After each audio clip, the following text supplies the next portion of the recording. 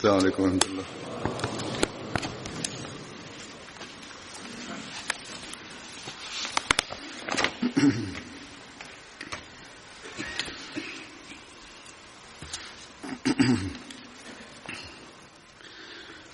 أشهد أن لا إله إلا الله وحده لا شريك له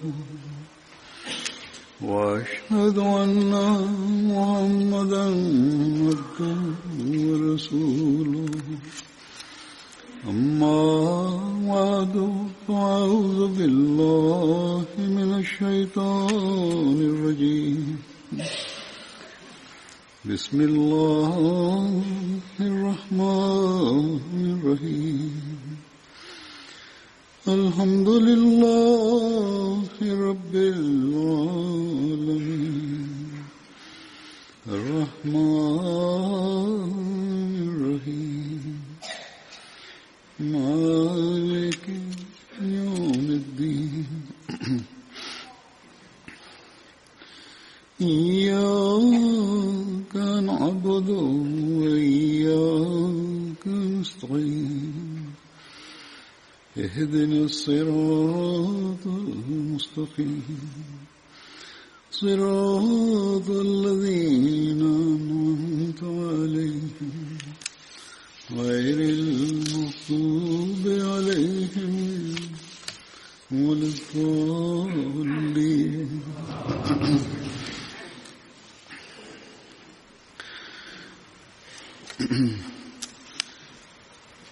बदरी साहबा के जिक्र में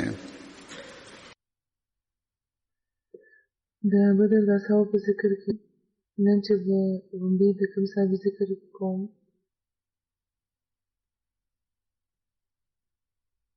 د هغوی نامه ده حضرت ابو بن مسعود رضی د حضرت ابو بن مسعود رضی کنیت ابو عبدالله و او دوی د بنو مخزوم قبیلې سره تعلق لرلو او د بنو زهرا حلیف و د دوی د والد نامه مسعود بن غافل و او د دوی د والدې نامه ام عبد بنت عبدود و حضرت عبدالله بن مسعود د دوی حقیقي ورور و او دوی په هغو خلکو کې شامل دي چې په مکې کې په ابتدایي ډول اسلام قبول کړی و. د ابو بن مسعود په اصحاب صفه کې شامل و. د سوره باره کې چې حضرت مرزا بشیر احمد صاحب د مختلفو تاریخونو نه چې کوم تفسیر راغسته هغه لیکلي دي هغوی بیانوي چې د جومات په یو ګوټ کې یوه بالاخانه جوړه کړې شوې وه چې ورته صفه ویلې کېده. دا د هغو غریبانو مهاجرو لپاره وه چې بې کوره وو او هېڅ کور هم د هغوی نه و. دوی به همدلته اوسېده او اصحاب صفه به بلنه کېده. دوی کار دا و چې شپه ورځ د رسول کریم صلی الله علیه وسلم په صحبت کې ناست عبادت دی کوي او د قرآن تلاوت دی کوي. د دوی هېڅ مستقل ذریعه معاش و. رسول کریم صلی الله علیه وسلم به پخپله د دوی خبرګیري فرمایله او کله به چې معمول صحیحه راغله نو یا کور کې به چې څه وو نو د دوی برخه به یې پکې ضرور راویسته. ځینې وخت به دوی پخپله فاقه او کوه چې څه دی چې په کور کې وو هغه به یې اصحابو صفه له راوړېده. انصارو به هم د دوی مېلمستیا کې تر خپله وسه مصرفه وو او دوی لپاره به د کجورو خوشې به راوړی او په جومات کې به یې ځوړندولې. خو دې نه باوجود د دوی حالت به ښه نه و او ځینې وخت به تر خبره به فاقې ته رسېدلې وه او دا حال تر ډېرو کلونو جاري و. تر هغه وخته چې بیا د مدینې د آبادۍ د وصف په نتیجه کې د دوی لپاره کار پیدا شو او څه نه څه مزدوري به د دوی ته به ملاوه شوه او بیا څه قومي بیت المال نه د امداد په صورت کې بیت المال نه د دوی د امداد سبب پیدا شوی و. بهرحال د دوی باره کې یو بل ځای کې نور داسې دا شیان دي چې دا خلک به د ورځې د رسول کریم صلی الله علیه وسلم په دربار کې به حاضر وو، حدیثونه به اورېده او د شپې به په یوه چوتره کې پراته وو. په عربي ژبه کې جبودرې ته صفه ویل کېږي او په دغه وجه دغه خلکو ته دغه مشرانو ته به اصحاب صفه ویل کېده. دې سره کې هیچا سره به ساده او تابعین دواړه څیزونه به کله یو ځای به نه وو. که دوی به څادر د غاړې نه تاوولو دوی به خپل څادر د غاړې نه داسې تاوولو چې تر پتلونو پورې به هغه راځوړند شو، جامې به هم دوی سره پوره نه وې. حضرت ابو هریره رضی الله تعالی عنه هم په دغو ځوانو مشرانو کې شامل وو. د هغوی دا بیان دی چې ما په اهل صفه کې 80 کسان لیدلي وو چې د هغې جامې، د هغې کپړې د هغې تر پتلونو پورې نه رارسېدې. ځان نه به یې کپړه تاوله په بدن باندې، نو ډېر په ګرانه به تر غوږه هغه رسېده. بیا هغوی وویل چې د معاش طریقه دا وه چې دې کې به یوه ډله د ورځې به لاړه، د ځنګل نه به یې لرګي راغونډ کړه او بیا به یې هغه خرڅ کړه، د خپلو وروڼو لپاره به یې د روټیو بندوبست وکړو. او اکثر به انصارو د کجورو ښاخونه مات کړل، وبیوړه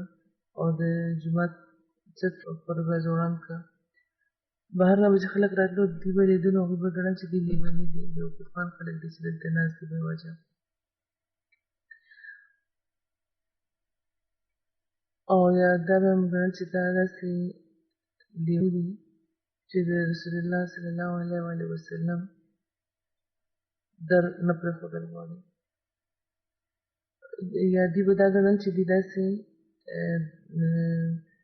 عاشقان دي د رسول کریم صلی الله علیه وسلم چې د هغې در نه پرېښودل غواړي. بهرحال د رسول کریم صلی الله علیه وسلم نه به چې چېرته نه صدقه راغله نو هغوی به دوی له راولېږله، او چې د دعوت روټۍ به راغله نو دوی به یې راوغوښته او دوی سره به بیا هغوی ناست وو، روټۍ به یې خوړه. اکثر کېده چې د شپې به رسول کریم صلی الله علیه وسلم به دا مهاجرین په انصارو کې به تقسیم کړي، یعنې تر خپله وسه د هر تن ځان سره یو یا دوه کسان دې بوځي او د شپې روټۍ په دې وکړي. ځینې وخت به داسې موقع وې چې ځینې مهاجرین به انصارو ته وسپارلی شو چې روټۍ به دوی له ورکولای شوی. حضرت سعد بن عباده یو صحابي و چې ډېر فیاض او دولتمند و. هغوی به کله کله ځان سره اتیا مېلمانه ځان سره رابوتله او هغوی باندې به یې روټۍ خوړه. هغوی کشایش هغوی ته د مختلفو روایتونو مطابق یا د ځینې روایتونو مطابق د اهل صفه شمېر په مختلفو وختونو کې مختلف پاتې شوی دی. کم نه کم 12 کسان، او دا هم ویل کېږي چې زیات نه زیات دلته 300 کسان په یو وخت کې مقیم وو، او په یو روایت کې خو د شمېر 600 صحابه هم ښودلی شوی دی. رسول کریم صلی الله علیه وسلم به دوی سره ډېره مینه کوله، دوی سره به هغوی په جومات کې ناست وو، روټۍ به یې خوړه او خلکو ته به یې ویل چې د دې عزت او قدر کوئ، یعنې دا نه داسې نه چې دوی فارغ ناست دي نو د دې عزت دې ونه کړی شي، احترام دې ونه کړی شي،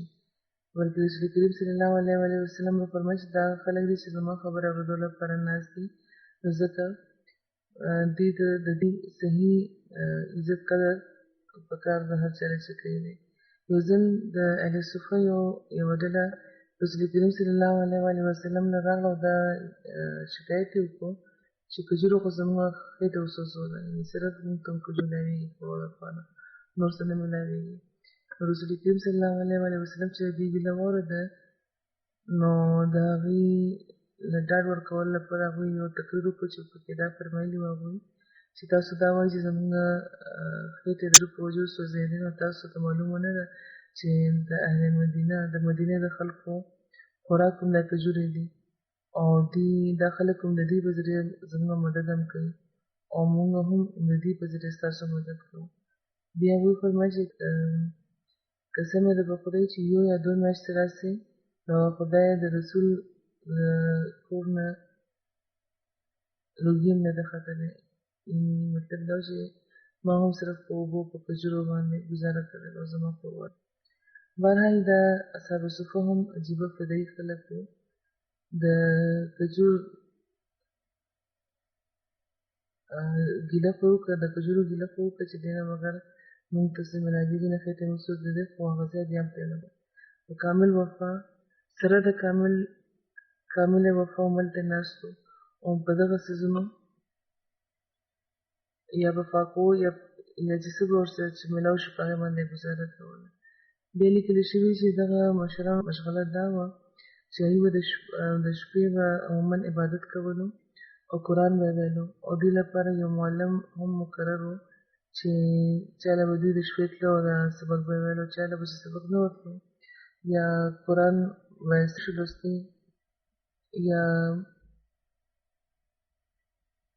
یا دبل به غوښتو نو حضور فرمایي چې د شپې به هغوی د استاد نه سبق ویلی او په دغه بنیاد دي کې اکثر به قاریان بللي کېده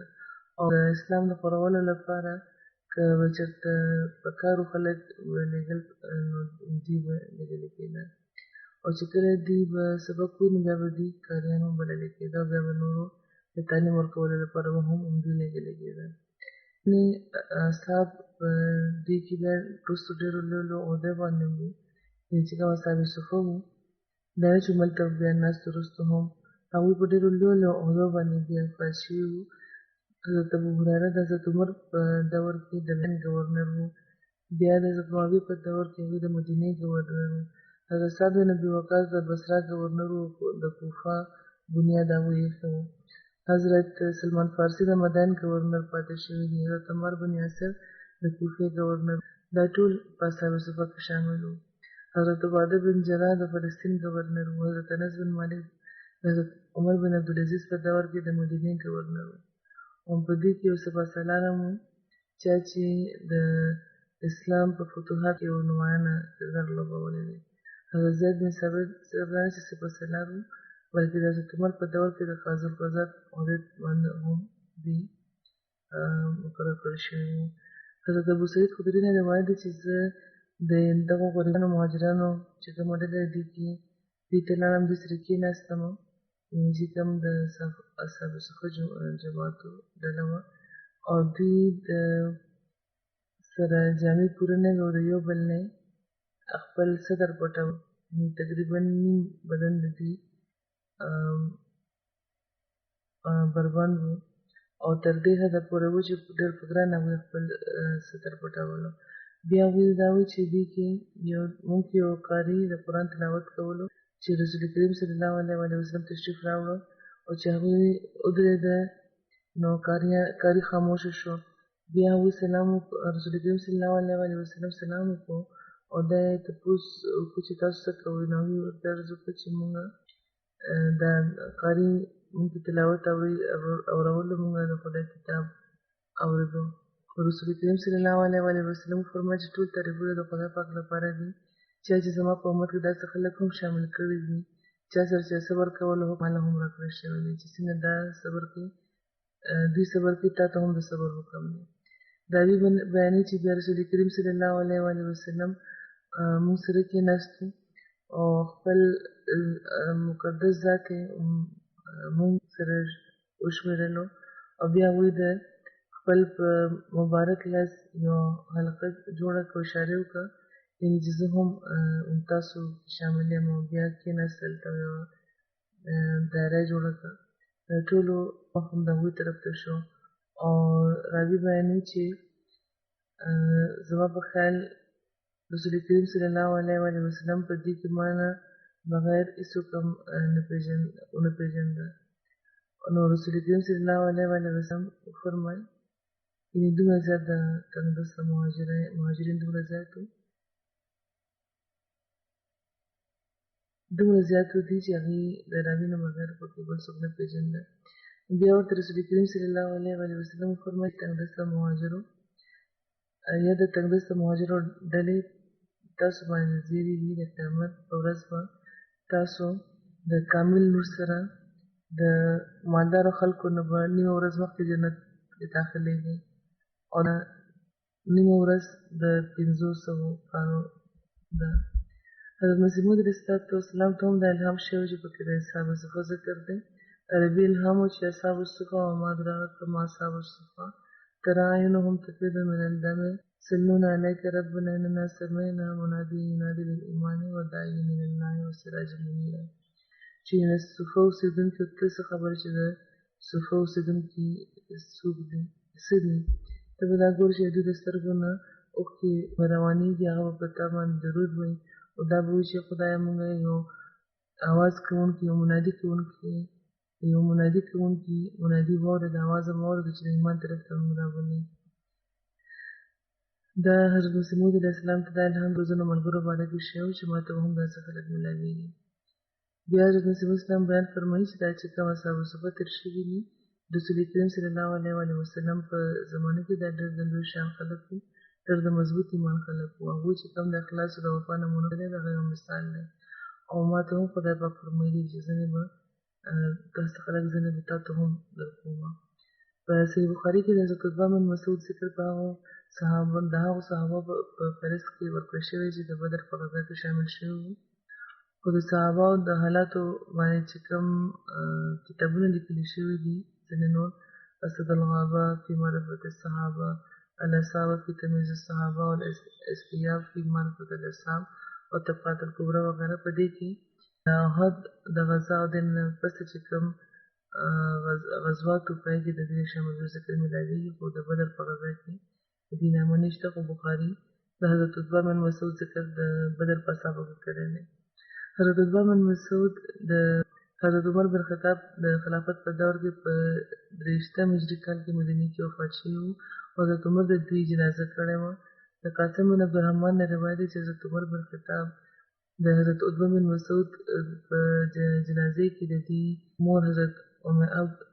د انتظار هم کړو چې هغه هم پکې شامل شي. د امام زهري نه دا قول منقول دی چې حضرت عبدالله بن مسعود د صحبت او د هجرت په لحاظ د خپل ضرور د حضرت نه زیات قدیم نه و. یعنی حضرت عبدالله د حضرت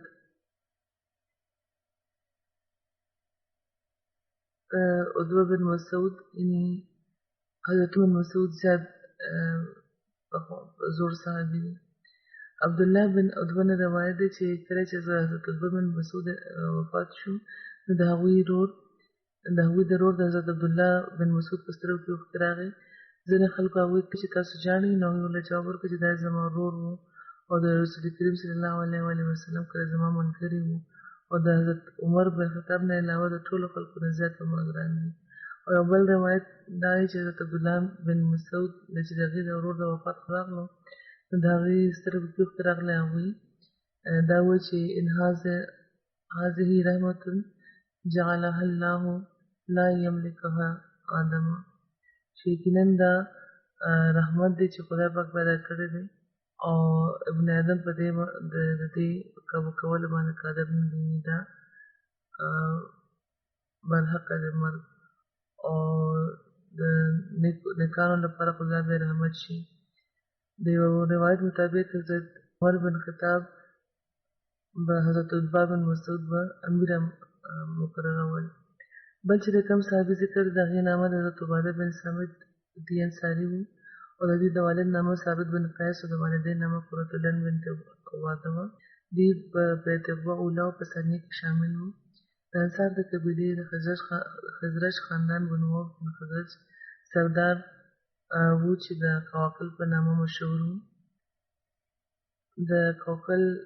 نه چې کومه ناره د هغې وجه دا ده چې کله مدینې له به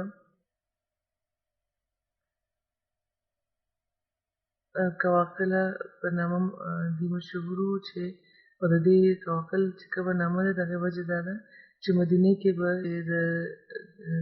چا به د یو سردار پناه وغوښته نو ورته به دا ویل کېده چې په دغه غر مجلسي مې د خوښۍ وخېږه اوس ته په امن کې یې په تا باندې به هېڅ ګرانه نه وي څنګه چې د خوښۍ اوسېږه یعنې په داسې حال کې ته واپس شې چې ته پر اخي موسسه اوس د هېڅ څیز ویره مه کوه او کوم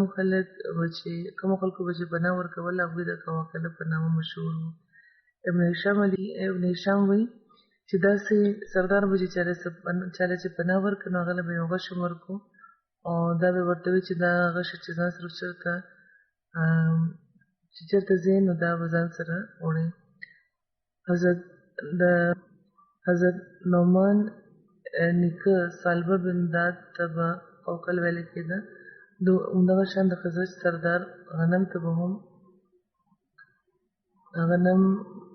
بن عوف ته به هم قوقل ویل کېده همدغه شان حضرت سعد بن عباده هم د قوقل په لقب مشهور وو بنو سالم بنو غنم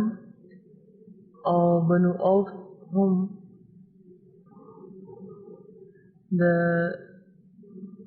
او خزرج ته هم قواقل ویل کېده د بنو عوف سردار حضرت عباده بن صامت وو د دوی یو زوی و چې د دوی د یو زوی نامه ولید و چې د والدې نامه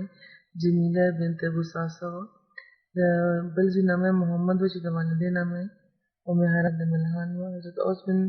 صامت د حضرت عباده ورور وو حضرت اوس هم بدري صحابي وو کله چې حضرت ابو مسعود غنوي هجرت وکړو مدینې ته راغله نو رسول کریم صلی الله علیه وسلم د حضرت عباده سره د هغوی موافقات قایم فرمایلی وو حضرت عباده د بدر احد او خندق سره په ټولو غزواتو کې رسول کریم صلی الله علیه وسلم سره شریک وو حضرت عباده په 34 هجري کال کې په رمله فلسطین کې وفات شوي دي د ځینو مطابق بیت المقدس کې وفات شوي دي منتخب دي او تر ننه پورې د هغوی قبر هلته معروف دی او د یو روایت مطابق د حضرت عباده وفات په قبرص کې شوی و کله چې هغې د حضرت عمر له طرفه هلته والي په طور لېږلی شوي وو د وفات په وخت د دوی عمر 82 کاله او د دوی قد اوږد بدن یې لږ غټ بدن و او ډېر ښایسته و د ځینو مطابق د دوی وفات په 15 هجري کال کې د امیر معاویه په دور کې شوی و او دا مخکینی قول زیات صحیح دی چې پکې د دوی وفات په فلسطین کې بیانېږي په 14 هجري کال کې د 15 هجري کال بلنه د حضرت عباده بن صامت د روایتو تعداد 100 او 180 تک پورې رسي او په د دې مختلف روایتونه دي حدیثونه دي مروي چې روایت کوونکي اکابر صحابه او تابعین دي او په صحابهو کې حضرت انس بن مالک حضرت جابر بن عبدالله حضرت مقدام بن مهدي کرب وغیره دي حضرت عبدالله بن صامت بیانوي چې راوي وایي چې حضرت عباده په جنګ بدر کې شامل شوي وو او د عقبې بشپه هم دي په سردارانو کې یو سردار وو او دوی وایي چې رسول کریم صلی الله علیه وسلم ګیر چاپېره چې کله د صحابهو یوه ډله وه او وی ورته فرمایلي چې زما بیعت وکړي په دې خبره چې تاسو به هېڅ څیز هم د خدای پاک شریک نه ګرځوئ نه به غلا کوئ نه به اولاد وي نه به تاسو د کس نه په چا باندې بهتان تړئ او نه به په معروفو خبرو کې به زما نافرماني کوئ او نه به معروفو خبرو کې به تاسو نافرماني کوئ نو چې چا چې دا لوز پوره کړو نو د هغې اجر ذمه په خدای ده او چا چې په دغو بدیانو کې څه بدي وکړو نو بیا په دنیا کې به او په دنیا کې ورته سزا ملاوه شي نو دا سزا به د هغې کفاره شي او چا چې په دغه بدیانو کې یو بدي وکړو خدای پاک د هغې پردهپوشي فرمایله بیا د خدای پاک دغه معامله خدای پاک ده چې هغه نه هغه معاف کړي او ورله سزا ورکړي نو په دغو خبرو موږ د رسول کریم صلی الله علیه وسلم بیعت کړی و دا د بخاري روایت دی د مدینې د هجرت په وخت نبي کریم صلی الله علیه وسلم چې کله په قبا کې د جمعې لمونځ کړی و نو د لمونځ نه پس هغوی د مدینې طرف ته تلو لپاره په خپلې اوښې سور شو او د هغه د اوښې وکونه همداسې پرېښودی سرکته یې ورله ورغلم او اوښې ښې اس طرف ته داسې کتل لکه چې هغه د یو لارې طرف ته ګوري فیصله کوي چې زه چېرته لاړه شم نو چې ګناه خلکو چې دا وکته په کومه مالې کې چې رسول کریم صلی الله علیه وسلم د جمعې لمونځ کړی و نو هغوی دې نه سوال وکړو چې په دې کې عتبان بن مالک او نوفل بن عبدالله بن مالک او عباده بن صامت هم وو هغوی عرض وکړو چې یا رسول مونږ کله ایثار شي دلته د خلکو شمېر هم زیات دی او عزت او حفاظت به هم پوټوي مونږ به پوره عزت هم کوو حفاظت به هم کوو ستاسو او مسلمانان هم دلته زیات دي یو روایت کې دا لفظ هم دی چې دلته دولت او ثروت هم دی یعنې زمونږ خلک دلته مالدار دي وسایل لري پیسې لري او یو روایت داسې هم دی چې زمونږ قبیلې کې ایثار شي مونږ په شمېر کې نیسي مونږ سره وسله هم ده او مونږ سره باغونه هم دي او د ژوند نور ضرورتونه هم دلته شته یعنې حفاظت مونږ کولی شو په مالي لحاظ مونږ ښه یو بیا وایي چې یا رسول الله چې کله چې د ویرې او د دهشت وهلې څوک د عربو نه دې علاقې ته راشي نو هغه موږ سره پناه لټوي رسول کریم صلی الله علیه وسلم دا ټولې خبرې واورېدې هغې لپاره د خیر کلمات وفرمایل او دا یې وفرمایل چې ټیک دي ستاسو ټولې خبرې سمې دي خو د دې اوښې لاره پرېږدي ځکه چې دا ماموره ده نن او دا هم نن چې د خدای پاک په حکم چې چېرته به سیزي نصیبه او په کینونو کې به وي او یو بل روایت کې دا الفاظ هم دي چې رسول کریم فرمایلي وو صلی الله علیه وسلم چې دا اوښه ماموره ده نو ځکه د دې لاره پرېږدئ هغوی مسکي وو دا یې فرمایل چې خدای پاک دې په تاسو باندې خپل برکت نازل کړي تاسو چې کوم پیشکش کړی دی او بیا هلته نه روانه شوه د مصر د فتح متعلق د صحابه د سیرتونو چې کوم د سیر الصحابه چې کوم مصنف دی هغه دا لیکي چې د حضرت عمر د خلافت په دور کې چې د مصر په فتح کې لږ وخت ولګېدو نو حضرت عمرو بن عاص حضرت عمر ته د کومک لپاره خط ولیکلو حضرت عمر 400 فوج رم کړو د کومک په طور چې پکې یو زر فوج افسر حضرت عباده وو او په جواب کې ورته ولیکل چې په دغه افسرانو کې هر تن د 1000 کسانو برابر دی دا مده چې کله مصر ته ورسېدو نو حضرت عمر بن ټول فوج راغونډ کړو او هغې ته یو ډېر اثرداره تقریر وکړو حضرت عباده راوغوښت هغې ته یې وویل چې خپله نیزه ماله راکړئ او خپل د سر نه هغوی حضرت عمرو بن عاص خپل پټکي راکوز کړو او په نیزې باندې یې ولګول هغوی ته یې ورکړو چې دا د سپه سالار بیرغ دی او نن له تاسو سپه سالار یې او د خدای پاک شان وګورئ چې په لومړۍ حمله کې بیا د نفس ښار فتح شو حضرت ابوبکر بن جراح د دمشق د فتح نه پس حماس ته راغلي وو او د دې خلکو سره هغوی صلح کړې وه خو د هغې نه پس ته هغوی حضرت عباده بن صامت انصاري هغه ځای کې حمص کې نګران مقرر کړو په خپله د حما طرف لاړه حضرت عباده بن صامت بیا وروسته د لاذقیې طرف ته لاړه چې د شام د سمندر په غاړه د هغه ځای خلکو مسلمانانو سره جنګ وکړو هلته یوه ډېره لویه دروازه وه چې د خلکو د یو ډېرې لویې ډلې نه بغیر نه شو تلاویدی حضرت عباده لښکر د ښار نه بهر بوتلو او د داسې کندې کېناستو حکم یې ورله وکړ چې د یو تن او د هغه اس ښه طریقې سره پټ شي اوږد خندقونه یې وکنسته او مسلمانانو دې کې ډېر کوشش کړی و دغه کنده کېناستو کې او چې کله چې هغې دغه کار نه فارغ شو نو د ورځې پر دوی داسې ظاهره کړه چې د حماس طرف ته واپس ځي او چې کله چې شپه شوه دوی خپل د جماعت او د خپلو خندقونو طرف ته دوی واپس راغله چې کوم دوی کېناستي وو او د ښار خلک دوکه شو هغوی دا ګڼل چې دوی پرېښوده ولاړه. او چې کله سهار شو دوی خپل دروازه کلاوه کړه او خپل سړي دوی راوایسته. نو مسلمانان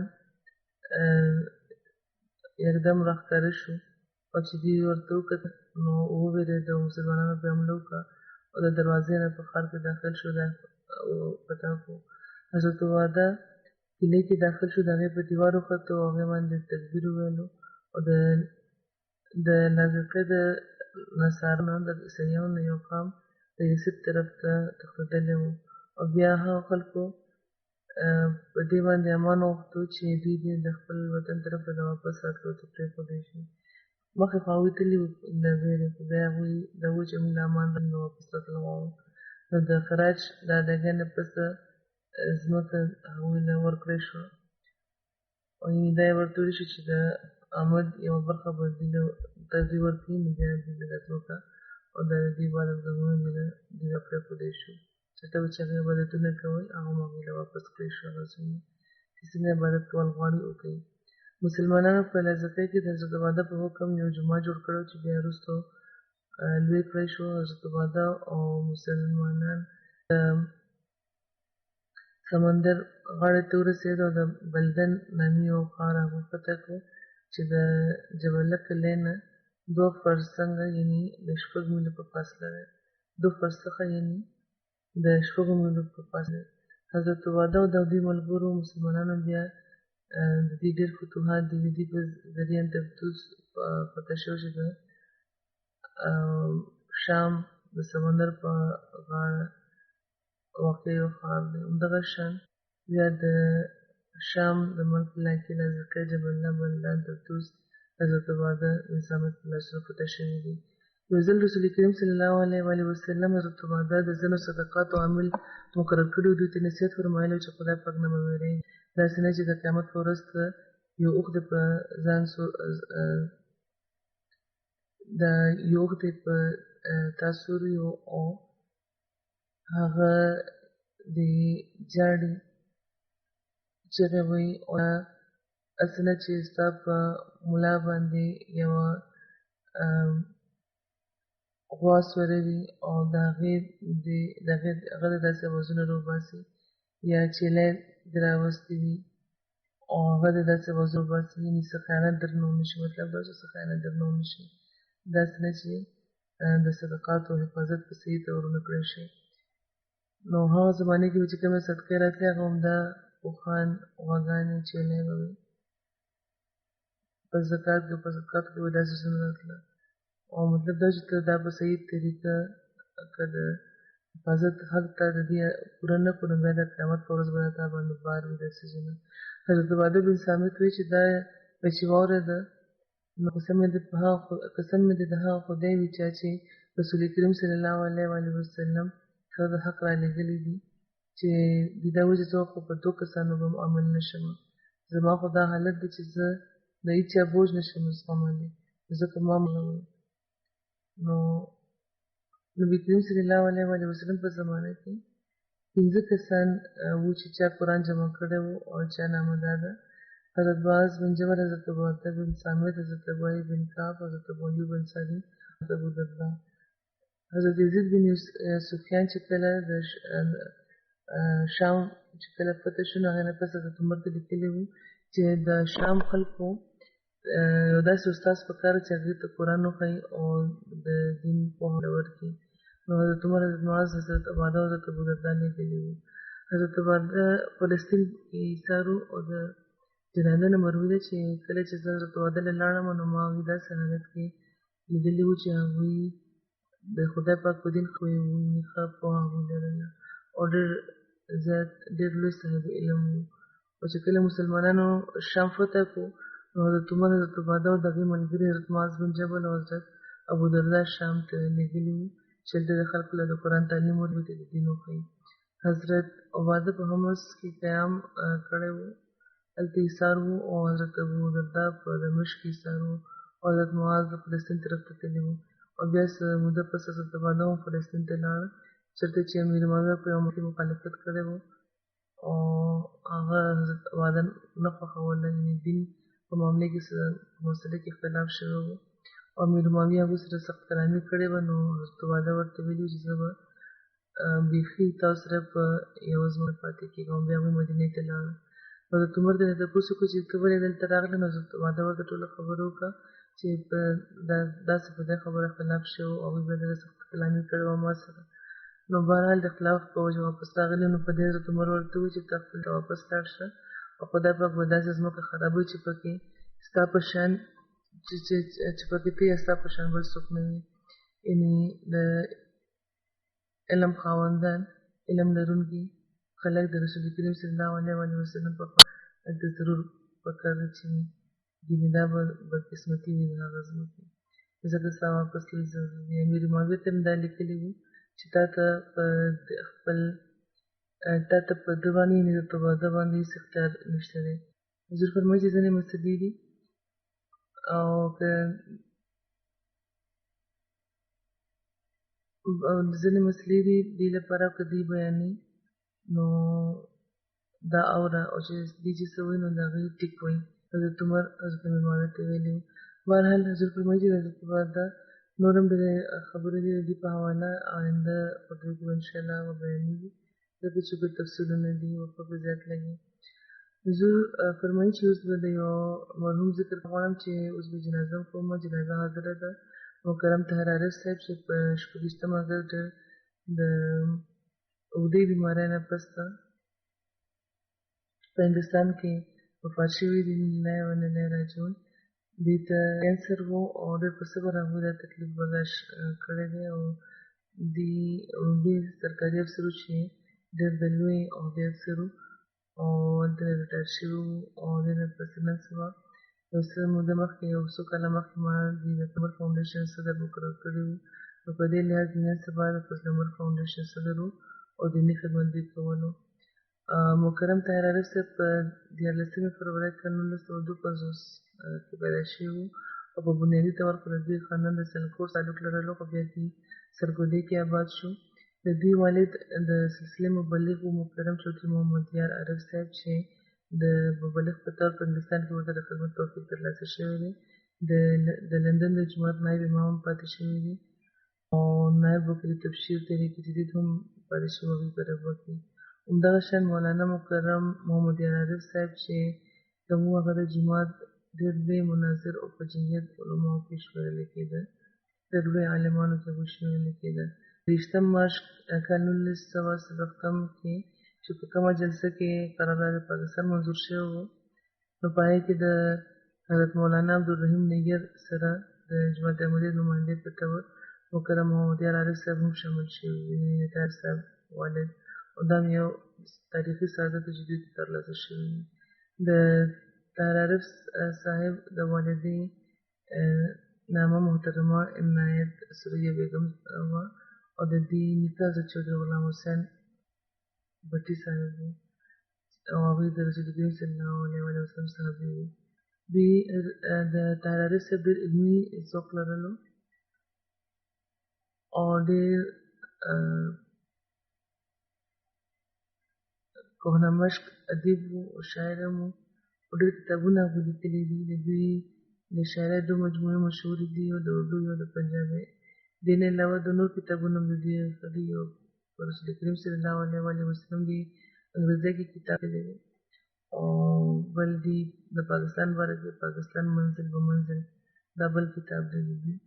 هغوی د پنجاب یونیورسټۍ نه د ایم اکنامکس کولو نه پسته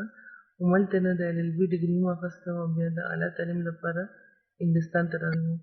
د لندن سکول اف اکنامکس نه دوی LLM کړی وو، د LLM ډګري دوی ترلاسه کړی وو. بیا د خدای پاک په فضل د لندن یونیورسټۍ نه د مارک اف میرټ اعزاز هم دوی ته ترلاسه شوی وو. د لندن نه د تعلیم نه پسته دوی پاکستان ته راغلو، دلته دوی د CSS امتحان ورکړ او بیا د پاکستان سیول سروسز سره دوی وابسته شو. د خدای پاک په فضل دوی ترقي وکړه او د انسپکټر جنرال اف پولیس د IG عهدې پورې رسېدلي وو. دا پاکستان کې چې کوم زموږ خلاف حالات د قانون نه پسته هغې په وجه خدای پوزیشن ته رسېدل یقینا د هغوی چې کوم غیر معمولي صلاحیتونه دي د هغې دلیل دی. د پاکستان د پولیس نه علاوه د FIA او د امیګریشن انټیلیجنس بیورو کې هم دوی کار کړی دی. بیا دوی د تعلیم په سلسله کې په هندوستان کې وو او د حضرت مسیح رابع رحمه الله په وینا دي چې د ریسرچ کوم د ماشومانو لپاره کتابونه لیکلي دي په انګریزي کې، نو په دغه کتابونو لیکلو کې هم دوی ته د معاونت توفیق ترلاسه شوی او ډېر خدمت هم کړی و.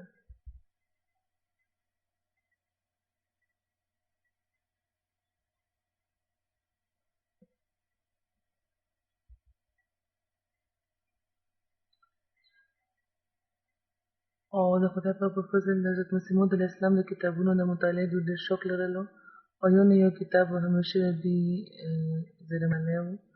او دا نه صرف د مطالعه کوله بلکې باقاعده نوټس به اخیستل د کتابونو او بیا به ملګرو سره د هغې په مضامینو باندې به تبادله خیال هم کوله. ډېر باقاعدګۍ سره به دوی د قرآن تلاوت کولو، په دې باندې به غور کولو او د دوی چې کوم خپلوان دي هغې کې خوشحالۍ دي لیکلي. خو حضور فرمایي چې زه خبر یم چې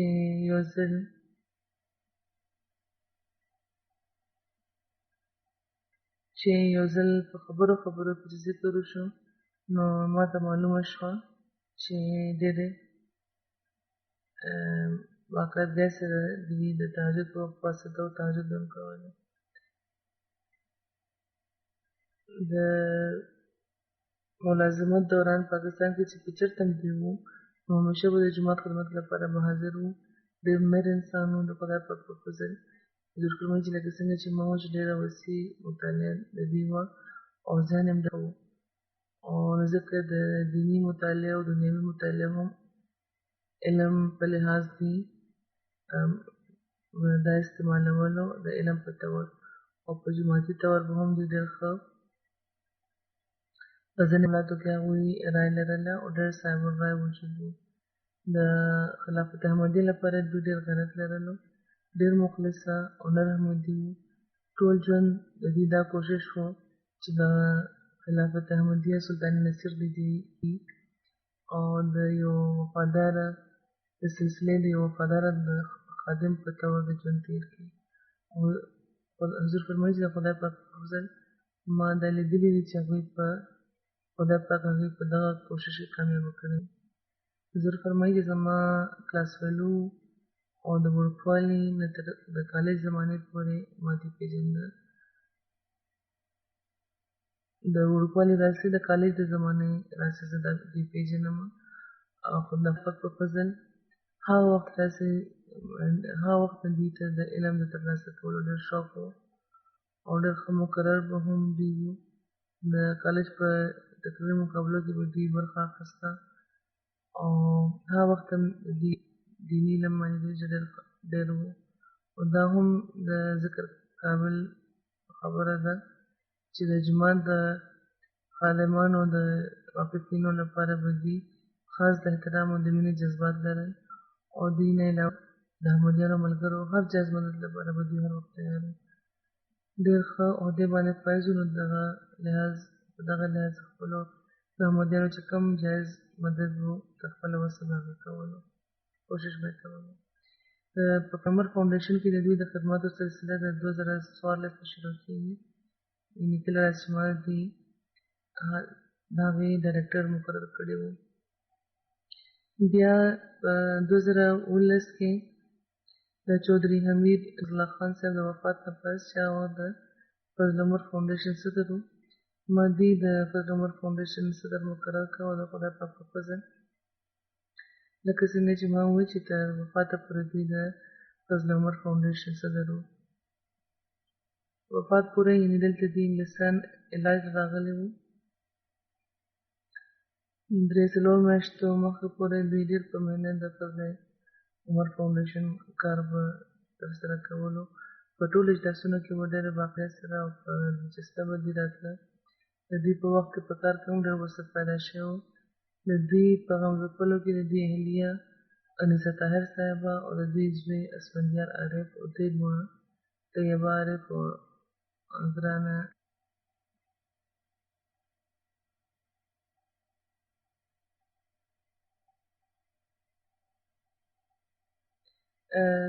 د درې لوڼې دي، طیب عارف، عزیزه اوج او بنت طاهر عارف. د دوه لوڼې واده شوي دي او یو لور چې تر اوسه لا واده نه دی شوی. د دوی لور طیبه عارف طاهر لیکي، طیبه عارف طاهر صاحب لیکي چې زموږ والد محترم طاهر عارف صاحب مرحوم له خدای پاک ډېر زیات دنیوي ترقیات بخښلي وو، خو د هغې نه باوجود هغوی همیشه د احمدي تشخص زړه په جرأت او په غیرت برقرار ساتلی وو. ډېر دیانتداره او قابل اعتبار افسر وو،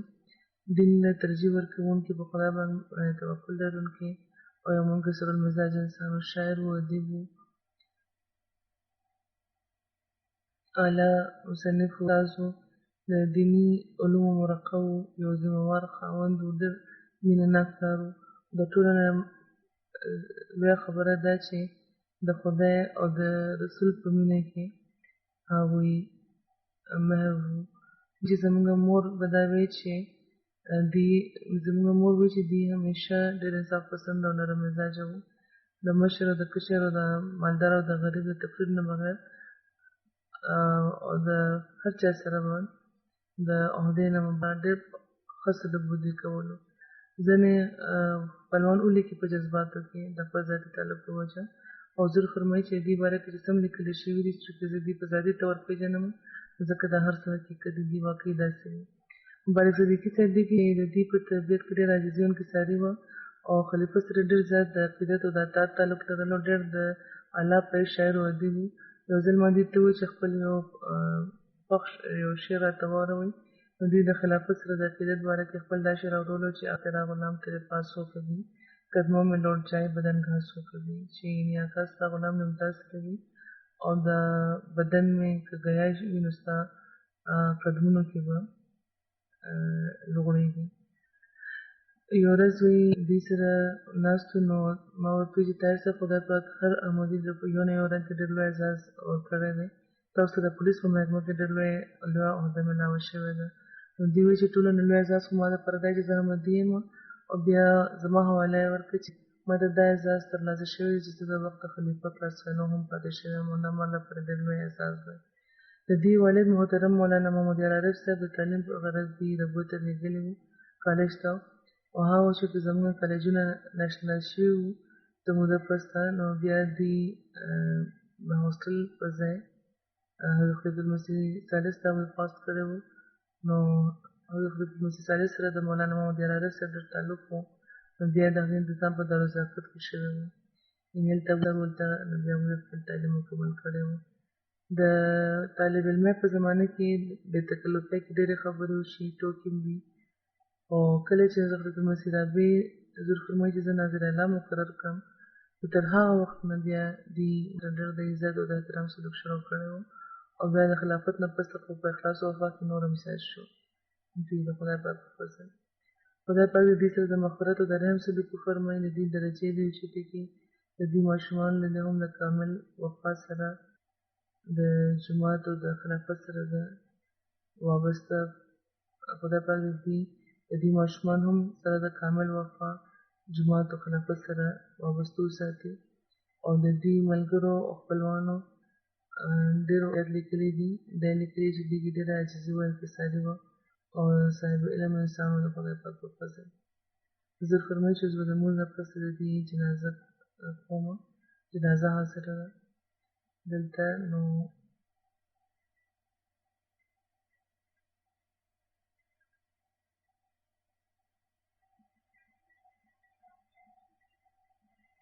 حضور فرمایي چې زموږ نه پس به د دې جنازه کومه، جنازه حاضره ده دلته.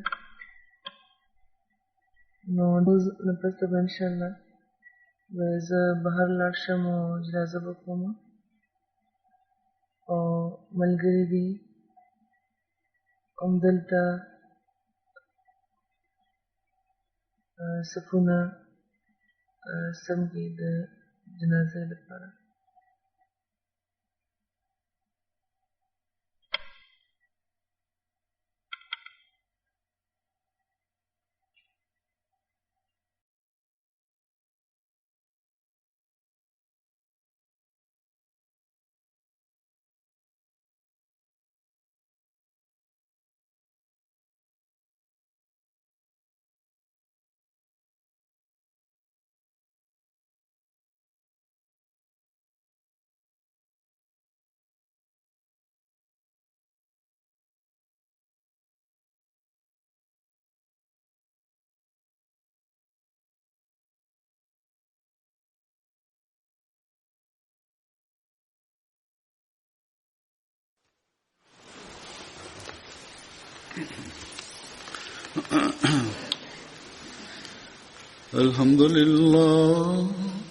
الحمد لله نحمده ونستعينه ونستغفره ونؤمن به ونتوكل عليه